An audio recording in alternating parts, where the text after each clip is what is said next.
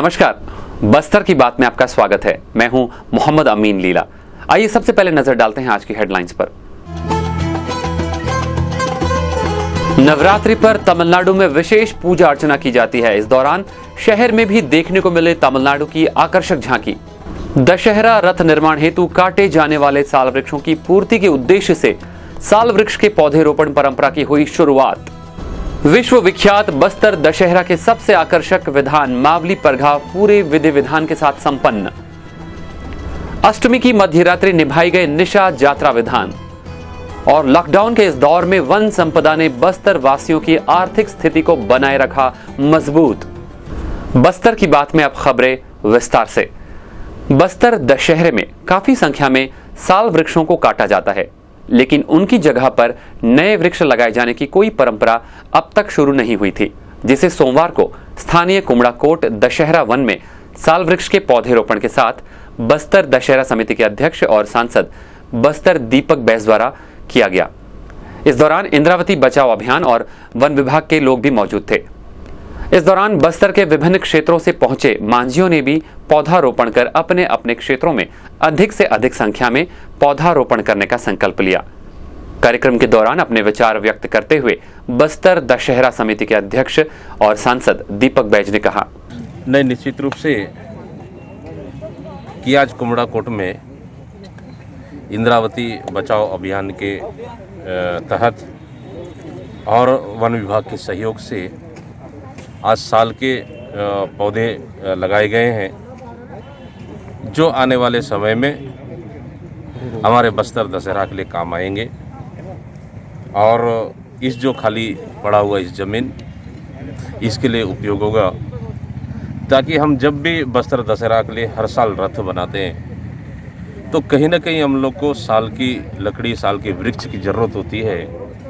और हम लोग जंगलों से लकड़ी काट के लाते हैं, तो उसके एवज में कभी लकड़ी लगा पाते हैं, कभी नहीं लगा पाते हैं। लेकिन आज इस इंद्रावती बचाओ अभियान और वन विभाग के सहयोग से आज हमारे इस कुमड़ाकोट में जो वृक्ष लगा रहे हैं, निश्चित रूप से आने वाला समय में जब ये आज के ये पौधे वृक्ष बन के जब तैयार होंगे तो निश्चित रूप से हमारा बस्तर दशहरा के लिए अन्य कामों के लिए निश्चित रूप से बहुत अच्छा काम आएगा। इसलिए मैं बहुत बहुत बधाई देता हूँ इंद्रावती बचाओ अभियान और जो सहयोग कर रहे हैं वन विभाग के अधिकारी। आज सभी के तत्वाधान में हमारे मांझी चाल की सभी लोग की उपस्थिति में आज इस कुमड़ाकोट में एक नई परंपरा के अनुसार जो आज चालू किया गया है, साल वृक्ष का पौधारोपण किया गया है, इसके लिए मैं बहुत बहुत बधाई देता हूँ। अन्य जंगलों में भी ये अभियान चलाया जाएगा क्या? निश्चित रूप से ये करना चाहिए, क्योंकि हम लोग बस्तर ज़िले के सभी हिस्सों से हम लोग रथ बनाने के लिए लकड़ी लाते हैं, तो उसके एवज में लगाना चाहिए। और ये पहला अच्छा पहल है। आने वाला समय में इस साल हम लोग जहाँ से भी हम लोग लकड़ी लाए हैं, वहाँ स्वयं जाके मैं और हमारा दशहरा कमेटी के मेंबर और फॉरेस्ट विभाग के माध्यम से उस जहाँ से हम लकड़ी लाए हैं वहाँ जाके हम वृक्षारोपण करेंगे। विश्व प्रसिद्ध बस्तर दशहरा पर्व की महत्वपूर्ण मावली परघाव की रस्म देर रात अदा की गई। दो देवियों के स्वागत के इस रस्म को जगदलपुर दंतेश्वरी मंदिर के प्रांगण में अदा किया गया। परंपरा अनुसार इस रस्म में शक्तिपीठ दंतेवाड़ा से दंतेश्वरी देवी का छत्र और मावली देवी की डोली को जगदलपुर में लाया जाता है, जिसका स्वागत बस्तर के महाराजा और बस्तर वासियों के द्वारा किया गया। हर साल की भांति इस वर्ष भी यह रस्म धूमधाम से मनाई गई। नवरात्रि के नवमी में मनाए जाने वाले इस रस्म को देखने बड़ी संख्या में लोगों का जन सैलाब उमड़ पड़ता है, लेकिन कोरोना महामारी की वजह से इस साल दूसरे राज्यों से पहुंचने वाले पर्यटकों के इस रस्म में शामिल होने पर पूरी तरह से प्रतिबंध लगा दिया गया है। वहीं इस रस्म के दौरान सैकड़ों की संख्या में रहने वाले स्थानीय श्रद्धालु भी नहीं पहुंच पाए। दंतेवाड़ा से पहुंची माता की डोली और छत्र का बस्तर के महाराजा ने भारी आतिशबाजी और फूलों से भव्य स्वागत किया। दंतेश्वरी मंदिर के प्रांगण में मनाए जाने वाले इस रस्म को देखने हजारों की संख्या में लोग पहुंचे। मान्यता के अनुसार 600 वर्ष से पूर्व बस्तर रियासत काल से इस रस्म को धूमधाम से मनाया जाता रहा है। बस्तर के महाराजा रुद्र प्रताप सिंह द्वारा माई के डोली का भव्य स्वागत किया जाता था। वो परंपरा आज भी बखूबी निभाई जाती है।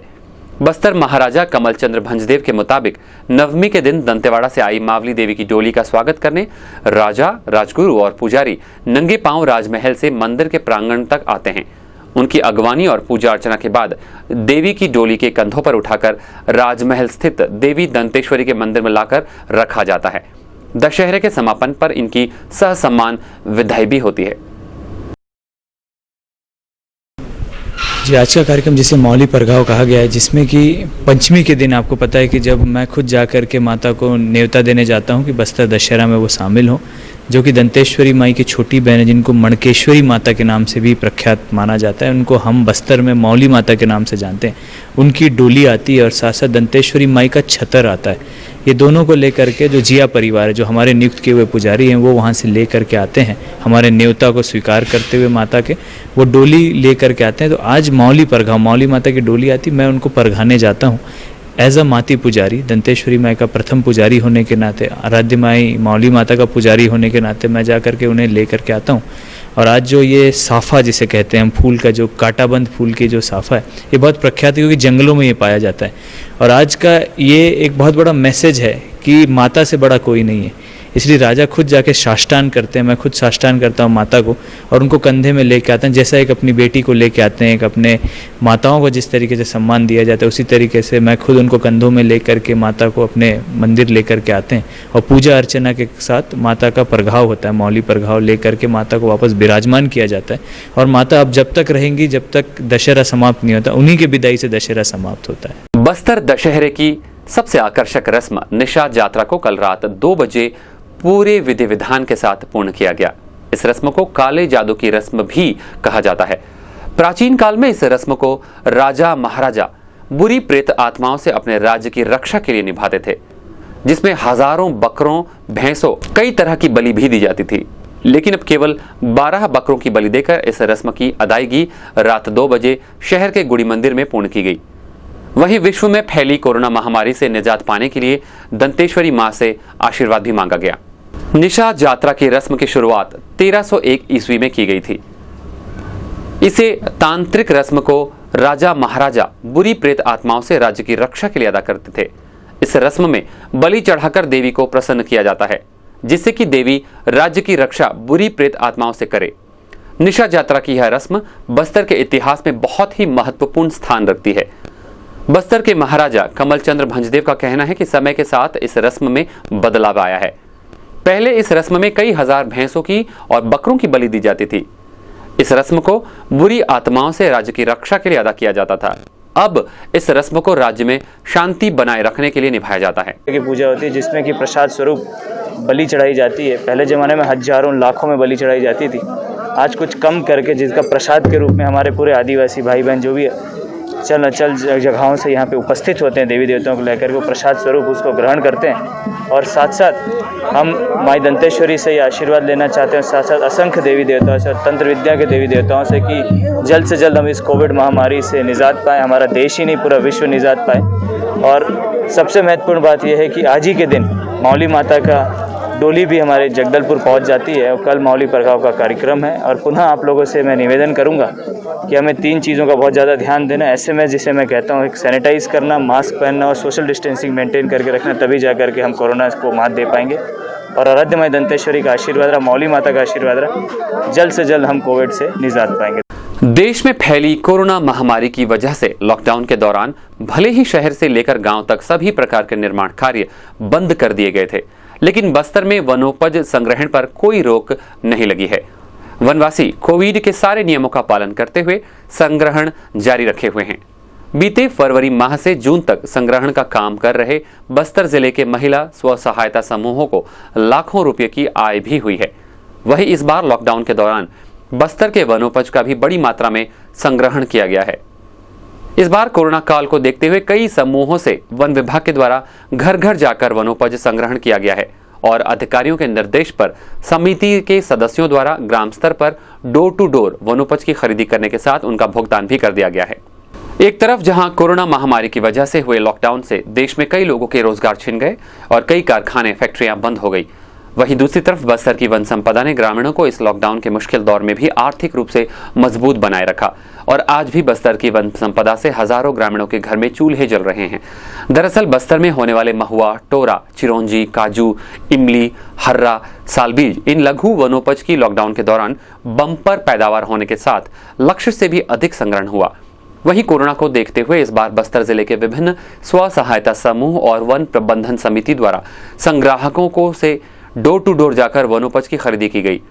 इसके अलावा इस साल तेंदुपत्ता संग्रहण भी बड़ी मात्रा में किया गया, जिससे ग्रामीण संग्राहकों को अच्छी आय भी हुई। बजावन समिति के अंतर्गत ये सारे प्रोसेस चल रहे हैं और लॉकडाउन के समय भी हम कार्य को निरंतर जारी रखे हैं ताकि महिलाओं को स्वावलंबन बना सकें, उनका आय में वृद्धि कर सकें। आय से क्या है, उनके घर, उनके बच्चों की पढ़ाई लिखाई, ये सब के लिए यहाँ के जो जितने भी समूह वाले काम कर रहे हैं महिलाएं, वो सब सबल होते जा रहे हैं और अच्छे कार्य करते जा रहे हैं। गवर्नमेंट का भी अपना ध्येय है कि हमारे प्रदेश की सभी महिलाओं को सशक्त बनाया जाए, इसलिए हम ज़्यादा से ज़्यादा रोजगार देना चाहते हैं और दे रहे हैं। अभी इसके अंदर 4 स्व सहायता समूह हैं। एक अगरबत्ती गाड़ी निर्माण का है, चिरौंजी का भी शुरू कर दिए हैं और औषधि, वन औषधि वाला है और एक इमली कैंडी बना रहे हैं। एक स्व सहायता समूह में लगभग 20-20 लोग हैं। वन विभाग से मिले आंकड़ों के मुताबिक सन 2020 के फरवरी माह से जून माह तक बस्तर संभाग के 4 वन मंडल सुकमा, बीजापुर, जगदलपुर और दंतेवाड़ा से करीब 1 लाख क्विंटल बस्तर के विभिन्न वनोपज की ग्रामीण हितग्राहियों से खरीदी की गई और इन हितग्राहियों को 28 करोड़ रुपए से अधिक की राशि वितरित की गई। इसके अलावा 1,39,000 क्विंटल मानक बोरा तेंदुपत्ता संग्रहण किया गया और लगभग 1,30,000 हितग्राहियों को 56 करोड़ रुपए वितरित किए गए। वहीं बस्तर में होने वाली काजू के संग्रहण और प्रसंस्करण में 6,000 ग्रामीणों को रोजगार मिलने के साथ उन्हें 4 करोड़ रुपए से अधिक की राशि वितरित हुई है। इसके अलावा इस साल इमली की बम्पर पैदावार हुई और लगभग 32,000 क्विंटल संग्रहण किया गया। इमली की खरीदी के साथ प्रोसेसिंग में भी लाभ हुआ है। इमली संग्राहकों को 50 करोड़ रुपए से अधिक की राशि वितरित की गई है। इधर बस्तर के 4 वन मंडलों के महिला स्व सहायता समूह को भी लघु वनोपज से काफी फायदा पहुंचा है। बस्तर जिले के आसना ग्राम में स्थित लघु वनोपज संग्रहण केंद्र में काम कर रहे लगभग 42 महिला स्व सहायता समूहों के सदस्यों को लॉकडाउन के दौरान अच्छी आय की प्राप्ति हुई है। वर्तमान में भी 7 महिला स्व सहायता समूह अभी काम कर रही हैं, जिनमें से एक स्व सहायता समूह चिरौंजी साफ करने के साथ 2 समूह द्वारा इमली से कैंडी बनाया जा रहा है। वहीं 2 समूहों द्वारा कोविडों को देखते हुए वन औषधि तैयार की जा रही है, जिसमें गिलोय के पाउडर बनाए जा रहे हैं। इसके अलावा अन्य 3 समितियों द्वारा बाजार का काम किया जा रहा है। महिला स्व सहायता समूह के सदस्यों ने कहा कि उन्हें लॉकडाउन के दौरान भी वन विभाग के सहयोग से लगातार काम मिल रहा है और अच्छी आय भी हो रही है। इमली से कैंडी बनाने का काम कर रही जुनकी गोयल ने बताया कि वह पिछले 1 साल से समूह से जुड़ी हुई हैं और उनका विभाग द्वारा उन्हें लगातार रोजगार उपलब्ध करवाया जा रहा है। इमली से कैंडी बनाने के बाद उन्हें 1 महीने में 2,500 से 3,000 रुपए तक की आय प्राप्त हो जाती है। इमली को ना रात में भिगाते, शाम को जाते समय भिगा देते हैं, रात भर रहता है, सुबह आके भिगे रहने से निकालते हैं और पेस्ट को नहीं, मतलब इमली को ना मशीन में डालते हैं, फिर वहाँ पेस्ट निकलता है, पेस्ट को निकालते हैं, फिर तोलते हैं, तोलने के बाद यहाँ शक्कर डालते हैं। 1 किलो पेस्ट होने से 300 ग्राम शक्कर डालते हैं, फिर नमक डालते हैं 165 ग्राम और मिर्ची डालते हैं 13 ग्राम। फिर उसको होने के बाद गैस चढ़ाते हैं, गैस में हल्का गैस बनाते हैं, फिर उसको 3 घंटा तक उसको करते हैं, चम्मच चलाना पड़ता है। फिर उसके बाद उतारते हैं, फिर इसको गोली बना के शक्कर में डालते हैं, शक्कर में डाल के तुरंत रोलिंग करते हैं, नहीं तो फिर पिघल जाता है। कोई 25 तक मिल जाता है, जैसा हम लोग करते हैं, जितना करते हैं उतना मिलता है। वहीं चिरौंजी साफ करने का काम कर रही समूह की सदस्य ने बताया कि उसे भी काम में अच्छा लगता है और महीने में अच्छी आय भी हो रही है, जिससे उनकी आर्थिक स्थिति भी मजबूत हुई है और कोरोना काल में भी लगातार उन्हें काम मिल रहा है। उन्होंने बताया कि बढ़ते कोरोना प्रकोप को देखते हुए सभी महिला सावधानी भी बरत रही हैं। इसके लिए लघु वनोपज केंद्र आने से पहले अपने हाथ को सैनिटाइज करने के साथ सोशल डिस्टेंसिंग के साथ मास्क लगाकर ही वे काम करती हैं।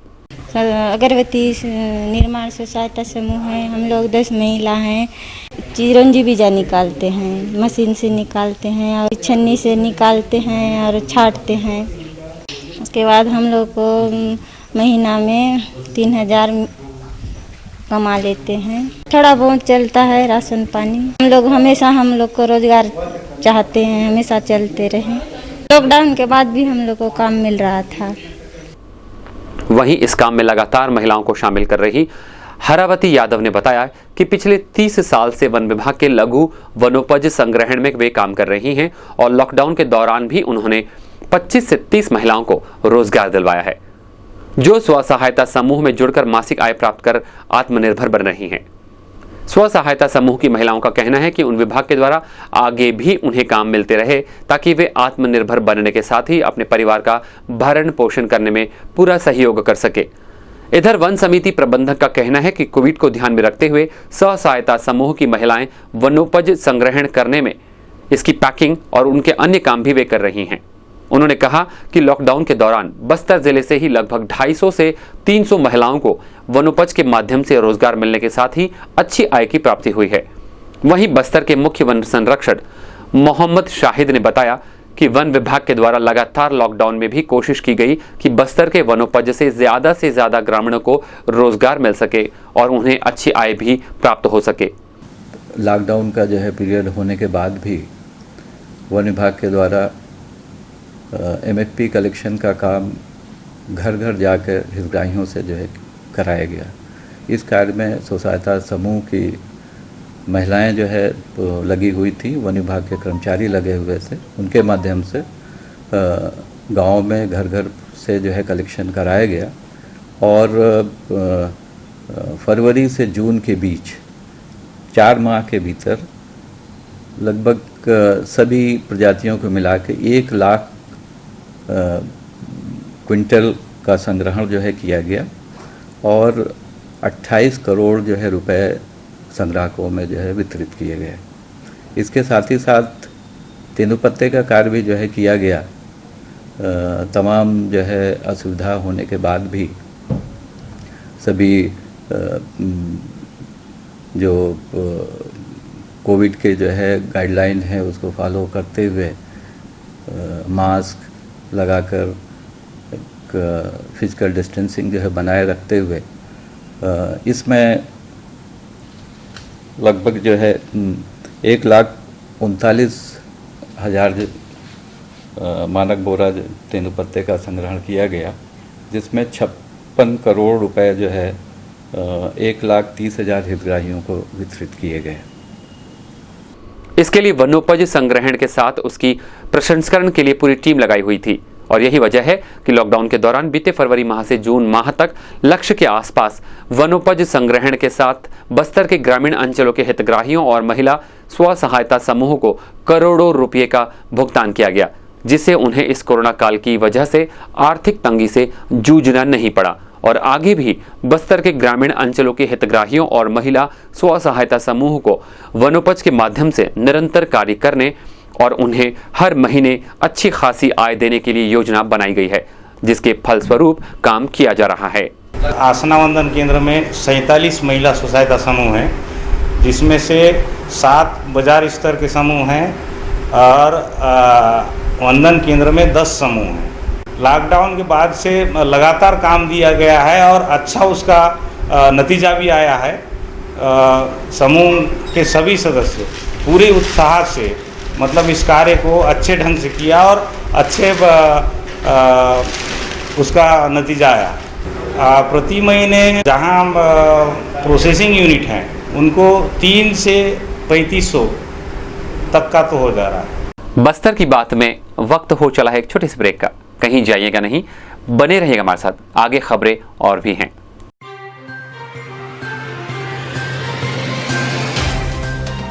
सफर जगतुगुड़ा से जगदलपुर का नित नई करवट लेता शहर हमारा,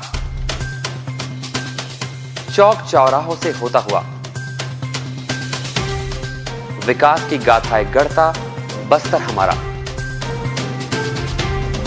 कई रंगों से सराबोर कितनी ही कहानियों को समेटे, कहीं विकास के सोपान तो कहीं सरकारी दावे और उनका सच।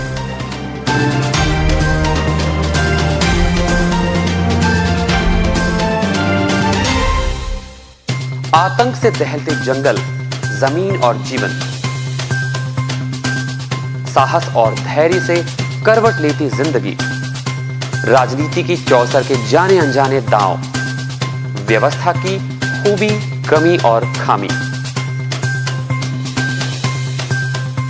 खूबसूरत नजारे। अब होगी हर बात हमारे साथ, बस्तर की बात।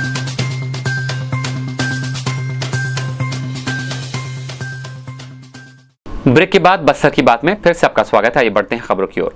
लॉकडाउन के माहौल में सभी त्योहार प्रभावित हुए हैं। इसी क्रम में नवरात्रि का पर्व भी पूरी तरह से प्रभावित रहा। सरकार द्वारा जारी दिशा निर्देशों का पालन करते हुए विभिन्न सार्वजनिक दुर्गा पंडालों में मां दुर्गा की प्रतिमा स्थापित नहीं की गई। उसकी जगह पर केवल कलश स्थापना कर मां दुर्गा की पूजा आराधना की गई। सोशल डिस्टेंसिंग का पालन करते हुए लोगों को दुर्गा मंडप से दूर रखा गया। यही कारण है कि इस वर्ष बंगाली समाज के दुर्गा पंडालों में भी श्रद्धालुओं की भीड़ नजर नहीं आई। स्थानीय भवानी चौक गुजराती समाज भवन में स्थापित कलश का विसर्जन भी काफी संख्या में शामिल होकर श्रद्धालुओं द्वारा किया गया। हालांकि इस दौरान जगह जगह आतिशबाजी हुई। बस्तर वासियों को इस तरह की नवरात्रि पूजा शायद ही अब तक देखने को मिली होगी, क्योंकि गिने चुने घरों में ही इस परंपरा का निर्वहन करते हुए मां दुर्गा की पूजा आराधना की जा रही है। तमिलनाडु में नवरात्रि के अवसर पर मां दुर्गा की पूजा किस तरह से की जाती है, आज हम आपको दिखाने जा रहे हैं। आज हम नितिन मुदलियार के घर पहुंचे हैं, जहां उनके परिवार के द्वारा मां दुर्गा की विभिन्न रूपों की पूजा आराधना की जा रही है। इस दौरान कमरे में विभिन्न झांकियों को प्रदर्शित करते हुए पौराणिक कथा अनुसार विभिन्न प्रसंगों को प्रदर्शित किया गया है। इस संबंध में जानकारी देते हुए रत्नप्रिया मुदलियार ने बताया, ये अमावस्या के दिन से इसको रखना पड़ता है। ये तमिलनाडु में परंपरा है। ये गोलू मतलब इसका मतलब होता है दुर्गा देवी का वास हर प्राणी में रहता है संसार में, इसलिए हम लोग ये पूरा टोटल 9 स्टेप्स और 11 स्टेप्स ऐसा रख सकते हैं। तो हम लोग इस पूरा 9 स्टेप्स रखे हैं।